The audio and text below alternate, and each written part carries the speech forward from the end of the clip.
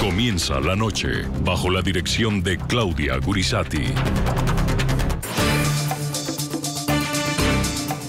La noche, bajo la dirección de Claudia Gurizati, enciende las luces para que usted vea el punto clave de la noticia. Soy Jason Calderón. Bienvenidos. La noticia: el régimen de Nicolás Maduro no solo le cierra las puertas a misiones internacionales que llegan a Caracas con el fin de visitar y verificar la situación de los denominados presos políticos. También cierra las puertas a la posibilidad de recibir observadores de la OEA para los comicios legislativos del 6 de diciembre, cuya presencia fue solicitada ante el secretario general del organismo por el excandidato presidencial opositor Enrique Capriles.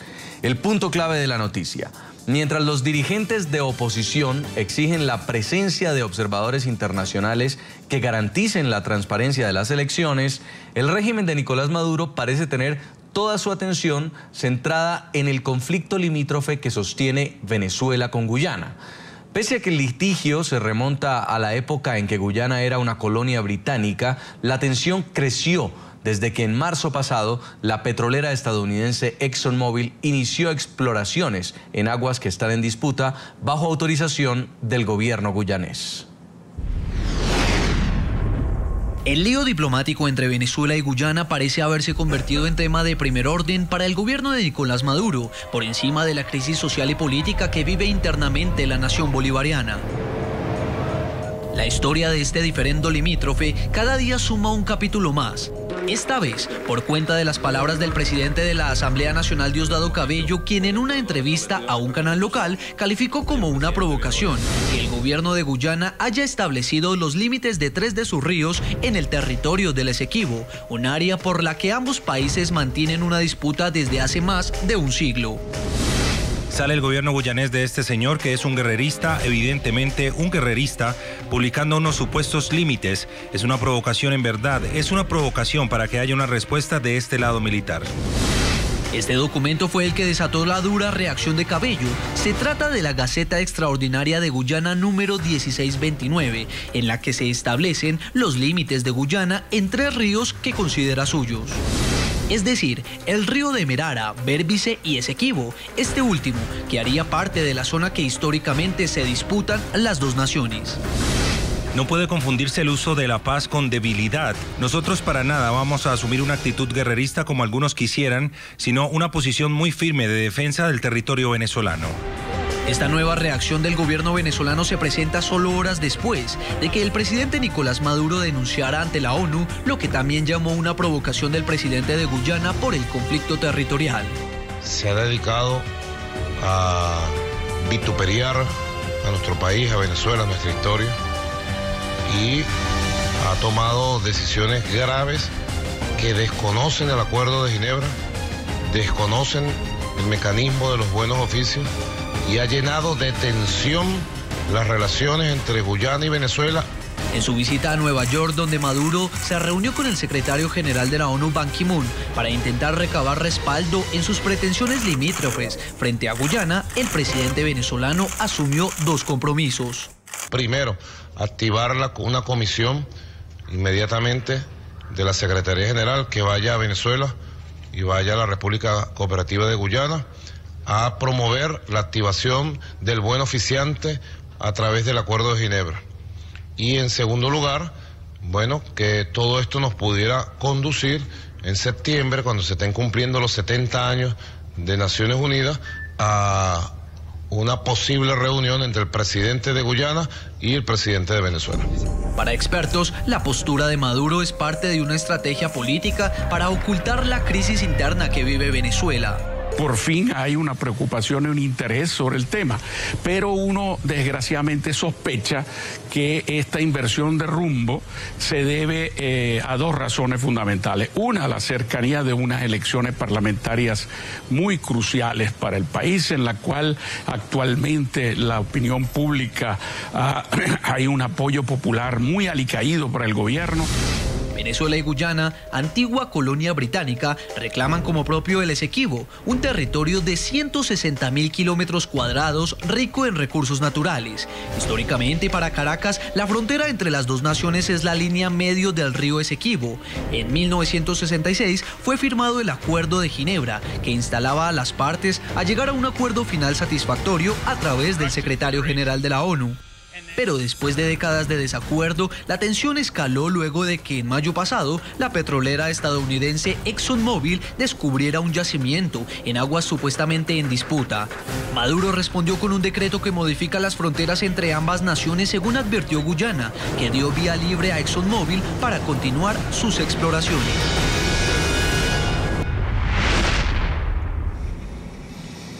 Hoy le preguntamos a nuestros televidentes a través de las redes sociales, ¿por qué creen que el régimen de Nicolás Maduro está intensificando la controversia territorial con Guyana en un momento de crisis social, política y de derechos humanos? Pueden escribirnos, pueden participar a esta hora a través de nuestras cuentas de Twitter, del programa La Noche y también las de nuestro equipo periodístico. Van a estar apareciendo en pantalla durante los próximos 60 minutos.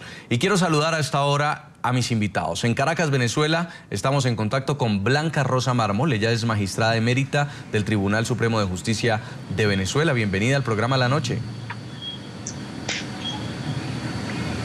Encantada de saludarte y saludar a la audiencia. También nos acompaña en Washington, D.C., Jaime Aparicio Otero, ex embajador de Bolivia en Washington, expresidente del Comité Jurídico Interamericano de la OEA y también fue jefe de misiones electorales en Venezuela, Nicaragua, Ecuador, Costa Rica y Colombia. Bienvenido, embajador. Buenas noches, Jason. Un gusto estar en tu programa y con tu audiencia. En Caracas, Venezuela, nos acompaña también Sadio Garavini, exministro de Venezuela en Guyana, ex viceministro de Justicia, doctor en Ciencias Políticas, profesor universitario y columnista. Bienvenido. Buenas noches, Jason, y un saludo a todos los que nos escuchan. Y en Boston, Massachusetts, Carlos Blanco, exministro para la reforma del Estado en Venezuela, actualmente es profesor de la Universidad Central de Venezuela y de la Universidad de Boston. Bienvenido al programa La Noche. Muchas gracias, un placer estar con todos ustedes. Señor Blanco, quiero empezar con usted. ¿Se le está dando un manejo político a este conflicto territorial entre Venezuela y Guyana por esta zona conocida como el Esequibo o es un legítimo reclamo histórico? Es un legítimo reclamo histórico que en este momento es levantado por el gobierno de Maduro después de 11 años de haber desatendido esos requerimientos y ese reclamo.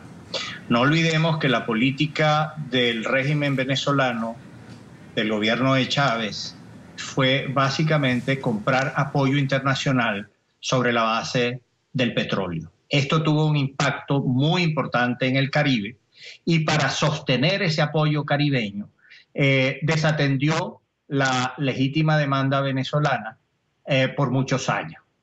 Años en los cuales Maduro fue alto funcionario y fue canciller.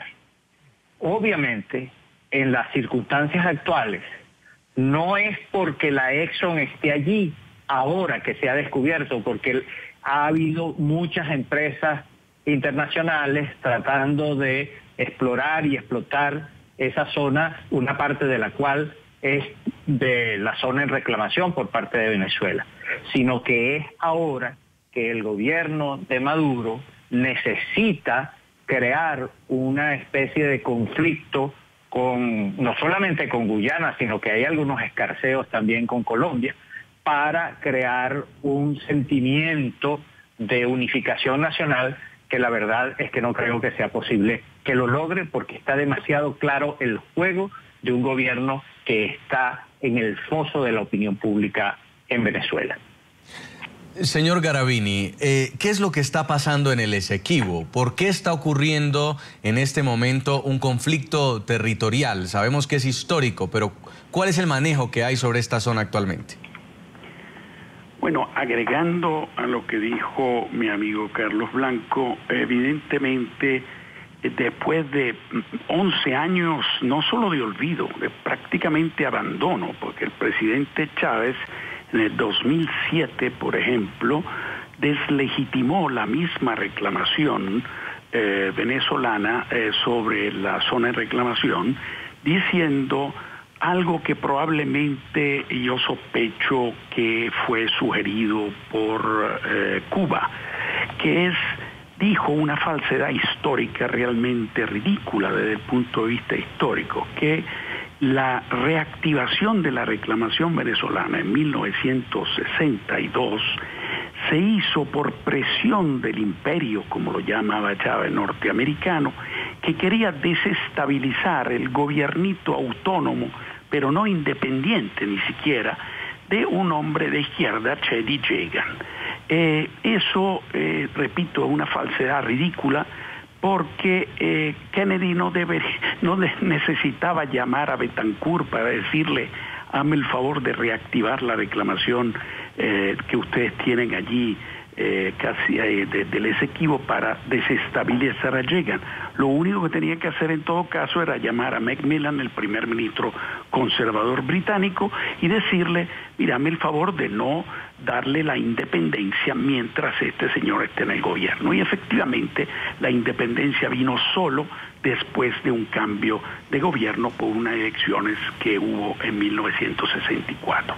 Así que el propio presidente Chávez, por ceguera ideológica o por sugerencia de Cuba o por lo que decía Carlos Blanco, todas las tres cosas, que es